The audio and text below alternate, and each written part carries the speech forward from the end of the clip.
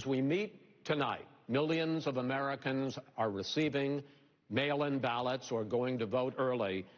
How confident should we be that this will be a fair election, and what are you prepared to do over the next 5+ weeks, because it'll not only be to Election Day, but also counting some ballots, mail-in ballots after Election Day? What are you prepared to do to reassure the American people that the next president will be the legitimate winner of this election? In this final segment, Mr. Vice President, you go first. Prepared to let people vote. They should go to iwillvote.com.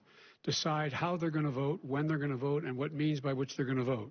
His own Homeland Security Director, and as well as the FBI Director, says there is no evidence at all that mail-in ballots are a source of being manipulated and cheating. They said that.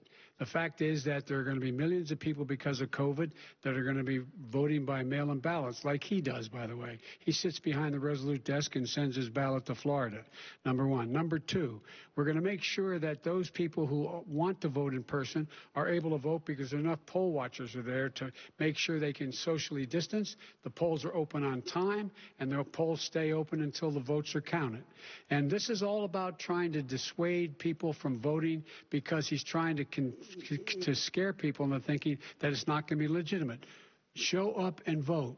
You will determine the outcome of this election. Vote, vote, vote. If you're able to vote early in your state, vote early.